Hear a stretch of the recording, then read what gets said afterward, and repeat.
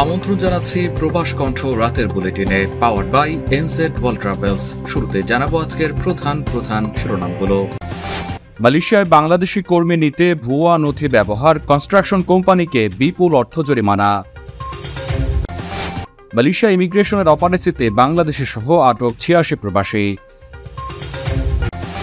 এবং প্রবাসীদের জন্য লাউঞ্জ হচ্ছে শাহজালালে, খাবার মিলবে স্বল্প মূল্যে, নেওয়া যাবে বিশ্রাম। দেখছিলেন শিরোনাম, এবার বিস্তারিত। এনজেড কি শুধুই টিকেটিং করে? একদমই না, এনজেড কিন্তু ভিসা প্রসেসিংও করে।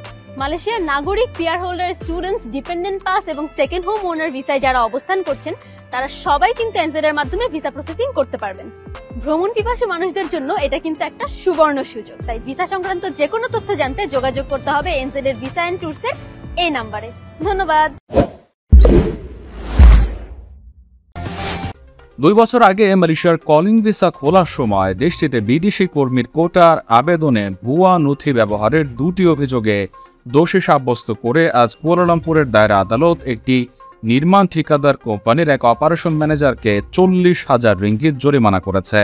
বিচারক রসলি আহমেদ ৪৬ বছর বয়সী অ্যাং বাক পেই নামে সেই ম্যানেজারকে এই সাজা দেন এবং জরিমানা দিতে ব্যর্থ হলে অভিযুক্তকে ৫ মাসের কারাদণ্ডাদেশ দেওয়া হয়।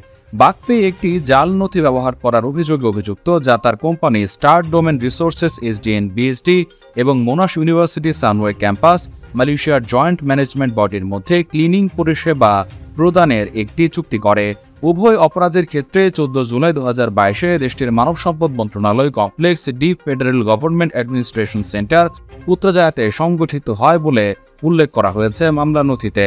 অভিযোগগুলোতে পেনাল কোডের ধারা ৪৭১ এর অধীনে আনা হয় এবং একই কোডের ধারা ৪৬৫-এর অধীনে, যা শাস্তিযোগ্য হিসেবে বর্ণিত হয়েছে।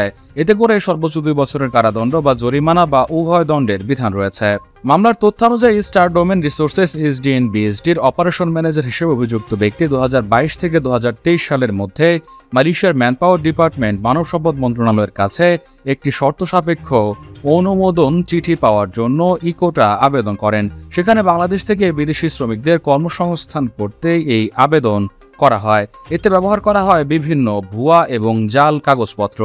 এতে করে পরবর্তীতে তা ফাঁস হলে মামলায় উঠে আসে এই চাঞ্চল্যকর তথ্য।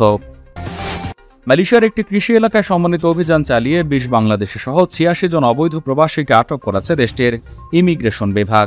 সোমবার কেলান্তানের ভারপ্রাপ্ত অভিবাসন পরিচালক নিক আক্তারুল হক নিক আব্দুর রহমান জানান, কেলান্তান রাজ্যের গুয়া মুসাংয়ের লোজিং পার্বত্য অঞ্চলের একটি কৃষি এলাকায় অভিযান চালিয়ে তাদের আটক করা হয়।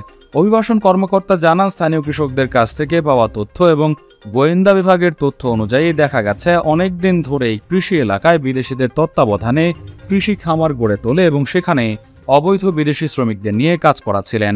এমন অভিযোগের ভিত্তিতে শুক্রবার ভোর ৩টার দিকে কেলান্তান ইমিগ্রেশন আইন প্রয়োগ শাখা ও বিভিন্ন সংস্থার সহযোগিতায় শ্রমিকদের বসবাসের ঘর এবং রেস্টুরেন্ট সহ ১৬টি স্থানে অভিযান চালিয়ে মোট ৮৬ জনকে আটক করা হয়। আটককৃতদের মধ্যে ২০ জন বাংলাদেশি ছাড়াও মিয়ানমারের ৬২ জন এবং নেপালের ৪ জন নাগরিক রয়েছেন। তিনি আরও জানান, আটককৃতদের ১৯৫৯ এবং ১৯৬৩ সালের ইমিগ্রেশন আইন এবং ১৯৬৩ সালের ইমিগ্রেশন বিধি ভঙ্গের অভিযোগে তদন্তের জন্য তানাহ মেরা ইমিগ্রেশন ডিপোতে পাঠানো হয়েছে। এছাড়া দেশটিতে অবৈধ প্রবাসীদের বিষয়ে কোনো তথ্য দিতে কেলান্তান ইমিগ্রেশনের সঙ্গে যোগাযোগ করতে বলা হয়েছে। হযরত শাহজালাল আন্তর্জাতিক বিমানবন্দরে যাত্রী সেবার মান বৃদ্ধির জন্য কাজ করে যাচ্ছে বাংলাদেশ বেসামরিক বিমান চলাচল কর্তৃপক্ষ। প্রবাসীদের সুযোগ সুবিধা বৃদ্ধির জন্য এই কাজ চলমান রয়েছে বলে জানিয়েছেন বেবিচক চেয়ারম্যান মোহাম্মদ মনজুর কবির ভুইয়া। মঙ্গলবার বেবিচক সদর দপ্তরে এভিয়েশন ও পর্যটন খাতে সাংবাদিক সংগঠন aviation and tourism journalist forum of বাংলাদেশের সঙ্গে সৌজন্য সাক্ষাতে তিনি এসব কথা বলেন। বেবিচক চেয়ারম্যান বলেন, হযরত শাহজালাল আন্তর্জাতিক বিমানবন্দরে ধারণ ক্ষমতার চেয়ে অনেক বেশি পরিমাণ যাত্রীর চাপ সামাল দিতে হচ্ছে। বিমানবন্দরের সেবা বৃদ্ধিতে বেবিচক সর্বোচ্চ চেষ্টা করে যাচ্ছে। নতুন আরও বেশ কিছু উদ্যোগ গ্রহণ করা হয়েছে, যেগুলোর কার্যক্রম চলমান আছে।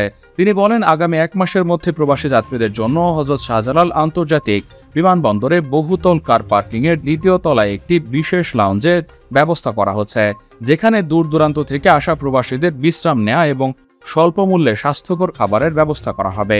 এ সময় শাহজালাল বিমানবন্দর নির্বাহী পরিচালক গ্রুপ ক্যাপ্টেন কামরুল ইসলাম, এটিজেএফবি সভাপতি তানজিম আনোয়ার, সহসভাপতি রাজীব ঘোষ, সাংগঠনিক সম্পাদক ইমরুল কাউসার ইমন সহ সংগঠনের সিনিয়র সদস্যরা উপস্থিত ছিলেন।